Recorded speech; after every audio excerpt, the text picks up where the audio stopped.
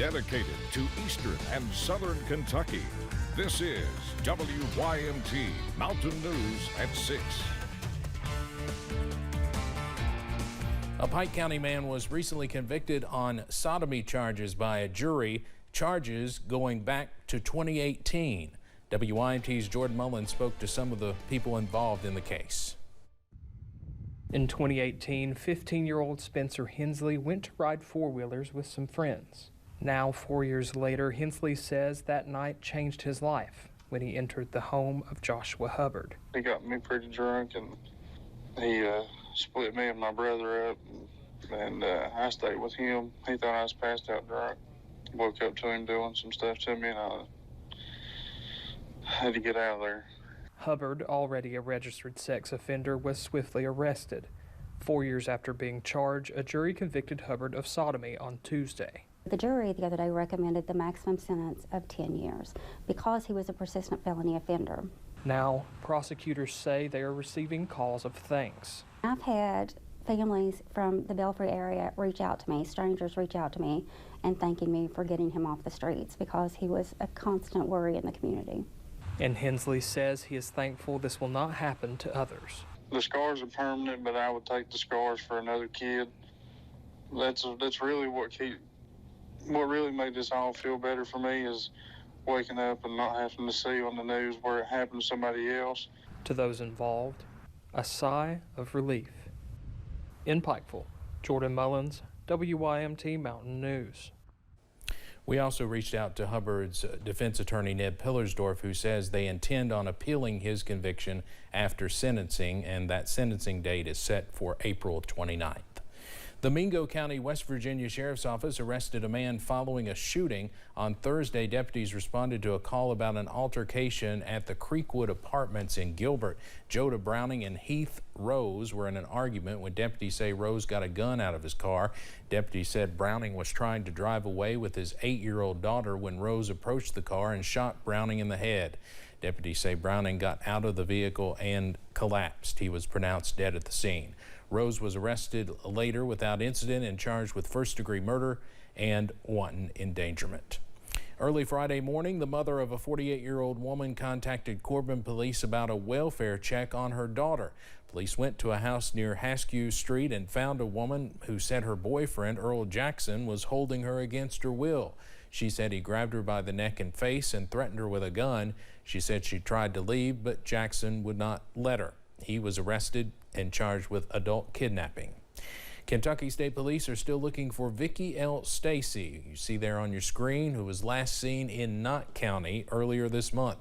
She's 47 years old with brown hair and blue eyes. She was last seen on February 2nd wearing a maroon shirt with gray pants. If you have any information, you can call Post 13 at 606-435-6069. Pulaski County leaders and emergency service personnel came together to hold a ribbon-cutting ceremony for the new and improved Pulaski County 911 Dispatch and Emergency Operations Center. The Dispatch and EOC Center is now in a new location and have advanced their services, adding more integrated radio systems, mobile dispatching, backup call center capability, among several other features. You never know when a disaster will hit, but the key to overcoming one is to be prepared as much as possible. So not only for Pulaski County, but this will be a regional impact because we'll have uninterrupted communications lines. We've got telephone lines, we've got the Wi-Fi internet, we've got the radio capabilities with state and local radios. 911 Director and Pulaski County Emergency Manager Aaron Ross says this new center not only has the capabilities to better serve Pulaski County, but can also better serve Pulaski County's growing population.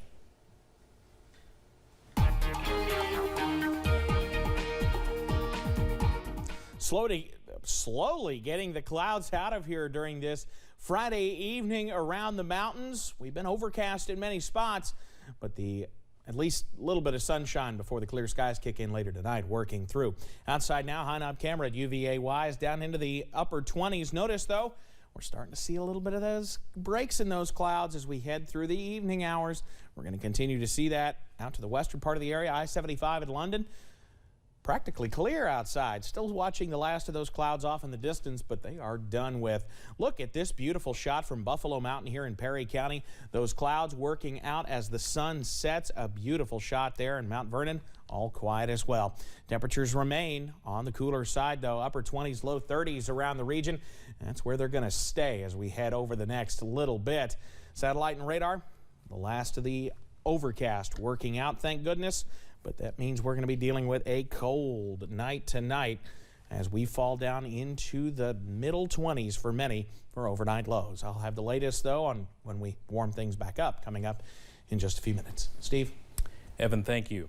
An overdose fatality report from Kentucky's Office of Drug Control Policy showed a 49% increase in fatal ODs in 2020 from the year prior. That's nearly 2,000 Kentuckians dead. WYMT's Zach Hawk has more on an effort to study the most effective ways of fighting drug abuse. Community supervision is a Department of Corrections program that people battling addiction can enter into. DOC officials say it is an essential part of helping people going through difficult and dangerous situations. That is why the DOC is in a partnership with the University of Kentucky on a unique initiative. So it's really focused on the partnership between the Department of Corrections and the Healing Community Study. In part due to federal dollars, part of the healing study will include providing free Narcan kits to people who likely need them the most, those under community supervision. One of the things that I think is important for individuals to understand about this medication is that, it's a life-saving medication. Right now, this program is available to people and the support networks around them in Floyd County. We're really trying to raise awareness of the importance of Narcan and being that, community first responder, if you will. It's a neighbors helping neighbors approach that researchers say is critical to help give people a second chance. These overdoses are happening, all across our communities. It's not just, at individuals' home. I mean, they're in the parking lot, right? At the gas station or at the grocery store. In Eastern Kentucky, kits are currently only available for eligible Floyd Countyans, but the program is hoping to expand this summer. Zach Hawk, WYMT, Mountain News. There are many addiction treatment programs available across the Commonwealth. One such program is the Kentucky State Police Angel Initiative. Anyone suffering from a substance use disorder can visit their local KSP post to be paired with an officer who will get you to local treatment. Kentucky lawmakers are highlighting the need for bail reform. This comes after the suspect in the attempted shooting of a Louisville mayoral candidate was released on bond 2 days after being charged with attempted murder. Quintez Brown was released after the bond was posted by the Louisville Community Bail Fund, an arm of Black Lives Matter Louisville. Right now, 2 bills are working through the state legislature, including a House bill that would ban charitable organizations from paying bail. The other bail reform legislation would be a constitutional amendment. Voters would decide if judges should have the discretion to hold dangerous suspects without bond. Kentucky is still moving in the right direction in the fight against COVID-19. The state confirmed more than 4,300 new cases today and 46 new deaths. The positivity rate is down for a 5th day this week, now at 14.34%. All hospital numbers are down as well for a 2nd day in a row. Senate Republicans are moving quickly to end Kentucky's COVID state of emergency. This comes after several lawmakers voted to extend it earlier this year. One legislator says the Commonwealth is no longer in a pandemic. He says it's an endemic. Shelby Lofton tells us more about the resolution and the governor's response. Nearly 2 years since the first COVID case in Kentucky, the politics over the pandemic continues to play out here at the state capitol. A state senator from Nicholasville wants to end the governor's state of emergency for COVID-19. The governor is pushing back. We've moved forward. Senator Donald Douglas, a medical doctor, says it's time to end Kentucky's state of emergency. He filed Senate Joint Resolution 150 to do so. We need to get our society moving again. We need to bring our society back together again. and we need to change definitions that we keep using. Senate President Robert Stivers says he supports the legislation. He says it will help Kentucky return to normalcy. What we need to do is we need to help eliminate or at least decrease some of the fear that's been caused. Beshear's administration said in response, quote, "The state of emergency helps Kentucky receive federal dollars to fight the pandemic and provide relief. Kentucky is open for business." They continue to say employers aren't facing any restrictions and schools are open. Douglas says the situation is negatively impacting children. They're afraid to go outside. They're afraid to take off their masks. They're afraid to even interact with each other. According to a bill the governor signed into law this year, all emergency regulations are set to expire on April 14th. At the Capitol, Shelby Lofton, WKYT. If Senator Douglas's resolution is adopted, the COVID-19 state of emergency would end on March 7th. You can always find the latest COVID-19 information on our website at WYMT.com. A Hazard woman was recently recognized for her service in the community. Jane Lee Olinger is the creator of the Community Sports League, a nonprofit summer basketball league in Hazard. The league helps teach kids about the rules of the game as well as lessons in sportsmanship and respect. The Southeast Kentucky African American Museum and Cultural Center recently awarded Olinger with the Martin Luther King Jr. Spirit Award for her efforts.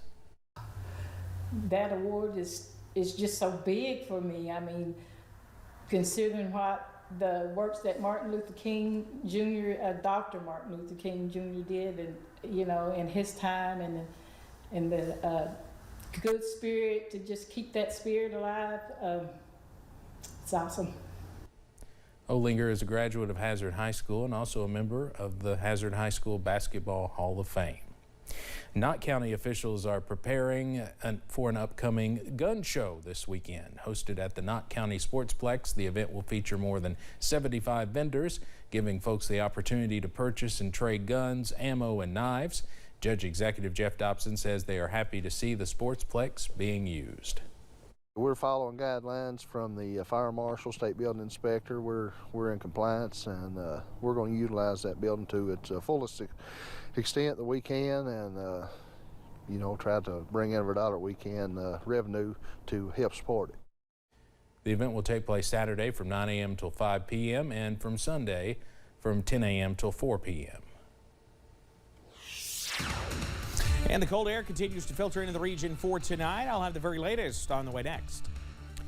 And we've told you about the ongoing shortage of healthcare workers. Now a partnership between PMC and Big Sandy Community and Technical College is working to address it.